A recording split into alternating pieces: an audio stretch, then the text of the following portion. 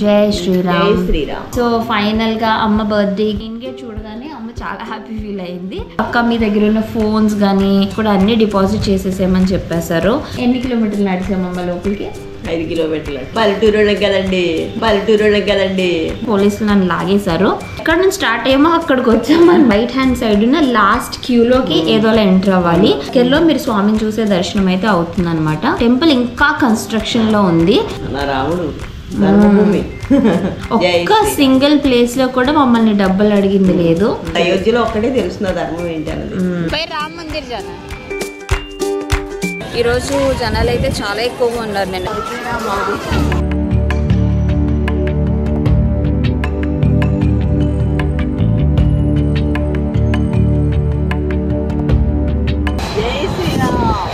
పౌర్ణమి plus Hanuman Jayanti అంట.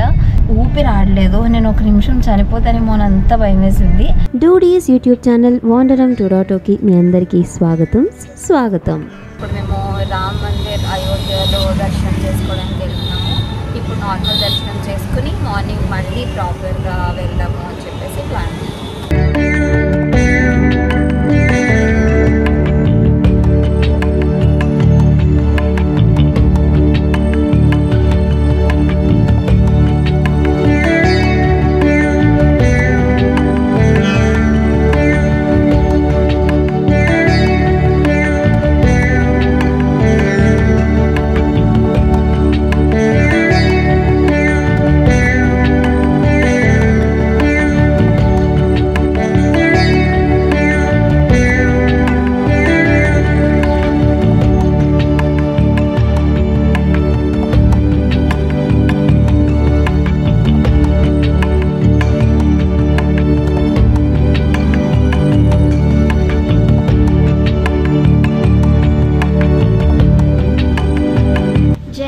Sriram.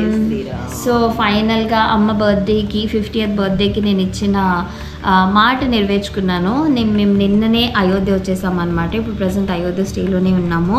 So నిన్న రావడమే నేను అన్నాను అమ్మని, ఈరోజు వద్దు మార్నింగ్ వెళ్దాం దర్శనానికని. అమ్మ అదేంటి ఇంత దూరం వచ్చి రాముడి దగ్గరికి వెళ్ళకపోతే ఎలా అని చెప్పేసి నిన్న 7కి స్టార్ట్ అయ్యి మేము దర్శనానికి అయితే వెళ్ళాము. ఇక్కడ నుంచి చాలా దగ్గర అనమాట. ఇక్కడ ఎల్ఐసి బాణిగంజ్ అనే ప్లేస్లో ఉన్నాము. ఇక్కడ నుంచి ఆటో జస్ట్ 20 రూపీస్ తీసుకున్నాడు.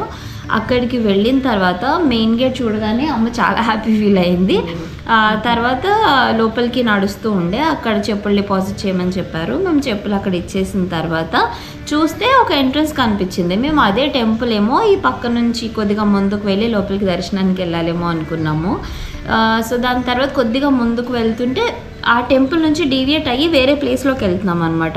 సో వాళ్ళు ఏమన్నారంటే, మ్యామ్ ఇది క్రాస్ అవ్వాలి అంటే పక్కా మీ దగ్గర ఉన్న ఫోన్స్ కానీ ఈవెన్ అమ్మ దగ్గర వాచ్ కూడా ఉంది, వాచ్ కూడా అన్నీ డిపాజిట్ చేసేసేమని చెప్పేశారు. అక్కడ లాకర్ రూమ్లో పెట్టేసి అక్కడ నుంచి మేము అదంతా క్రాస్ చేసి వెళ్ళాము. చాలా దూరం నడవాలి. క్రౌడ్ అయితే జనాలు అయితే అంత ఎక్కువగా లేరు, బట్ చాలా దూరం నడవాల్సి ఉంటుంది. నేనేమన్నానంటే దగ్గర 1.5 కిలోమీటర్ ఉంటుంది అని నేను అంటున్నాను. అమ్మ ఎన్ని కిలోమీటర్లు నడిచామమ్మ లోపలికి? 5 కిలోమీటర్లు. అమ్మ అంటుంది 5 కిలోమీటర్లు నడిచామని. చూడండి అక్కడి నుంచి మేము దర్శనం చేసుకుని బయటకు వచ్చేసరికి 30 నిమిషాలు మ్యాక్సిమం మాకు పట్టింది. ఎవరైనా 5 కిలోమీటర్లు 30 నిమిషాల్లో నడిచేస్తారా చెప్పండి? పల్లెటూరు కదండి. అయితే నాకైతే దర్శనం సరిగా అవ్వలేదు, అమ్మకి అయింది. ఎందుకంటే నా ముందు కరెక్ట్గా దర్శనంకి వెళ్ళేసరికి నా ముందు ఒక పెద్ద ఆయన నుంచి ఉన్నారు. ఆయన చేతి మధ్యలోంచి నాకు రాముడు ఇంత మాత్రమే కనిపించాడు. సరిగా నేను చూసేసరికి పోలీసులు నన్ను లాగేశారు. సో మేమిద్దరం ఏమనుకున్నామంటే ఇంకొకసారి దర్శనంకి వెళ్దామని డిసైడ్ అయ్యాము. బయటకు వస్తే ఎక్కడి నుంచి వెళ్తున్నాం ఎక్కడి నుంచి బయటకు వస్తున్నాం అనేది అయితే అస్సలు అర్థం కాలేదు. డిసైడ్ ఎలా అయినా వెళ్దాం అని చెప్పి వచ్చేసాము. బయటకు వచ్చేసరికి మేము ఎక్కడి నుంచి స్టార్ట్ అయ్యామో అక్కడికి వచ్చాము అనమాట. మెయిన్ గేట్ దగ్గరికి మధ్యలో వాళ్ళు ఫ్రీగా ప్రసాదాలు ఇచ్చారు. లాకర్ రూమ్స్ వచ్చేసినాయి. మళ్ళీ ఎంట్రన్స్ ఎక్కడ అనేది అర్థమైతే కాదు. సో రెండోసారి దర్శనం కొద్దిగా టఫ్ అనే చెప్పుకోవచ్చు. సరే ఇంకా అలసిపోయాం కదా చాలా నడిచి అని చెప్పేసి వచ్చేసాము.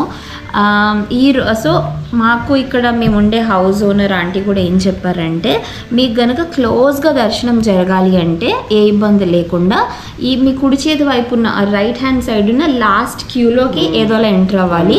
ఆ క్యూ ఏమవుతుందంటే ఇలా వెళ్ళి ఇక్కడున్న స్వామివారికి చాలా దగ్గరలో మీరు స్వామిని చూసే దర్శనం అయితే అవుతుందన్నమాట. ఇప్పుడు అది చూడ్డానికి అయితే వెళ్తున్నాము. ఈరోజు కూడా తక్కువ క్రౌడ్ ఉంటుంది అని చెప్తున్నారు. ఇంకొక మెయిన్ ఇంపార్టెంట్ థింగ్ ఏంటంటే, టెంపుల్ ఇంకా కన్స్ట్రక్షన్లో ఉంది.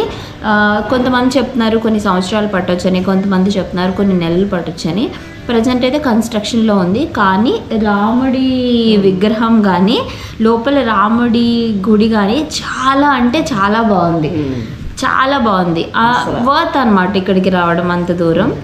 సో అక్కడ నుంచి మేము ఇప్పుడు ఒక హనుమాన్ టెంపుల్ కూడా ఉంది అంటే, హనుమాన్ గాడి ఏమో అని చెప్పేసి అంటున్నారు. అక్కడికి వెళ్ళి ఆ టెంపుల్ కూడా చూసుకొని వచ్చేస్తాము.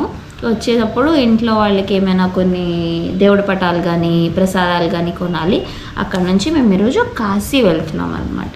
చూద్దాం, నేను పంపిస్తే వెళ్ళగలం కానీ మనం అనుకుంటే వెళ్తామా. అదే జై శ్రీరామ్, జై శ్రీరామ్. నా రాముడు ధర్మభూమి అంతా ధర్మంగానే ఉందండి అయోధ్యలో అంతా కూడా. ఎవరు ఎక్కువ డబ్బులు తీసుకోరు, ఎక్కడ డిబ్బి పెట్టలేదు. ఆలయంలో కూడా రాముని మందిరంలో కూడా ఎక్కడ ఒక డిబ్బి పెట్టలేదు. ఒక బ్రాహ్మణులు ఎక్కడ డబ్బులు అడగటం కానీ, చెప్పులకి మళ్ళీ మనీ ప్లే చేయమంటాం కానీ, దేనికి అసలు అమ్మ నా రాముడు అంటే మామూలు మజాక. ఒక్క సింగిల్ ప్లేస్ లో కూడా మమ్మల్ని డబ్బులు అడిగింది లేదు. చెప్పులు కానీ ప్రసాదాలు ఫ్రీగా వచ్చాయి. ఏది కొనడానికి కూడా లేదనమాట రామ మందిరంలో. ధర్మం, రాముడు అంటేనే ధర్మం. ఆ ధర్మం ఏంటో ఇక్కడ తెలుస్తుంది. అయోధ్యలో ఒక్కడే తెలుస్తుంది ధర్మం ఏంటి అన్నది. సో వాళ్ళు దీంతో పాటు కొద్దిగా కర్డ్ రైస్ ఇచ్చారు, టమాటా చట్నీ అండ్ సాంబార్. ఎలా ఉందమ్మా? ఇప్పుడు నిజం చెప్పు. బాగుంది. రామ్ మందిర్ జానా. అయోధ్య చూడాలని వచ్చే భక్తులంతా కూడా మోస్ట్లీ ఇక్కడే స్టే చేస్తారు అని చెప్తూ ఉంటారు.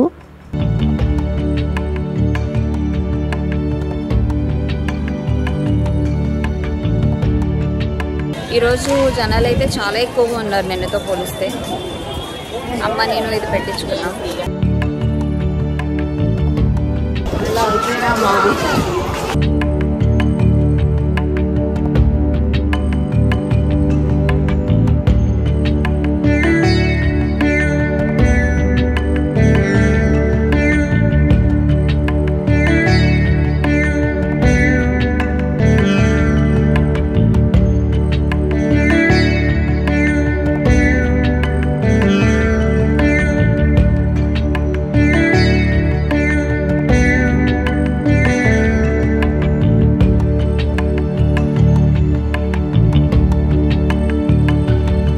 రామ మందిరం వెళ్ళడానికి ఆ క్యూలో నుండి అలా వెళ్ళాలి. లేదు అంటే కనుక ఇక్కడ నుంచి స్ట్రైట్గా వస్తే మీకు త్రేతాయుగంలో ఉన్న రామ మందిరానికి వెళ్ళే ఛాన్స్ ఉంటుంది. దీన్నే అమావా రామ మందిరం అంటారనమాట. ఈ గుడికి వెళ్ళే దారిలో మీకు చాలా చిన్న చిన్న గుళ్ళు కనిపిస్తూ ఉంటాయి. అందులో దశరథుని సభ కూడా ఉంటుంది. బాల రూపంలో ఉన్న రామ మందిరం మాత్రం చాలా బాగుందండి.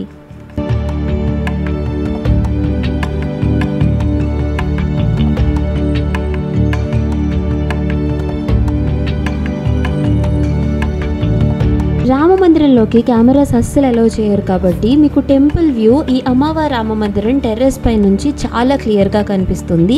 మిస్ కాకుండా చూడండి.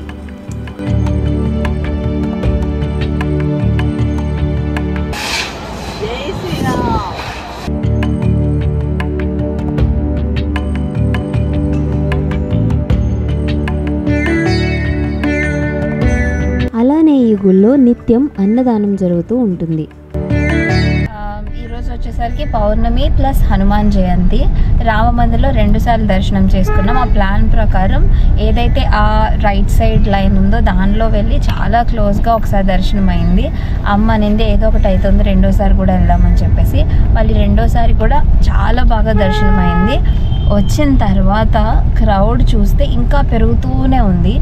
హనుమాన్ ఘాటి టెంపుల్కి వెళ్ళేసరికి మై గాడ్ ఎంత జనం ఉన్నారంటే ఊపిరి ఆడలేదు. నేను ఒక నిమిషం చనిపోతానేమో అని అంత భయం వేసింది.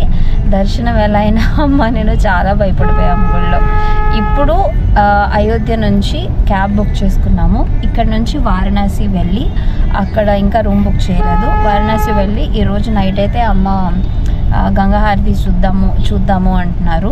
సో ఈరోజు కుదిరితే గంగాహారతి చూసి ఈ రోజుకి బాగా ప్రాపర్గా రెస్ట్ తీసుకుని రేపు మార్నింగ్ వారణాసిలో ఉన్న టెంపుల్స్ అన్నీ చూద్దామని ప్లాన్. అలానే అక్కడ నుంచి ప్రయాగరాజ్ వెళ్ళే ప్లాన్ కూడా ఉంది. ఇదండి అమ్మతో అయోధ్య ప్రయాణం. వారణాసి అలానే ప్రయాగ్రాజ్ జర్నీ వేరే వీడియోస్లో పెడతాను. అలసిపోకుండా ఆఖరి వరకు చూసినందుకు చాలా థ్యాంక్స్ అండి. జై శ్రీరామ్.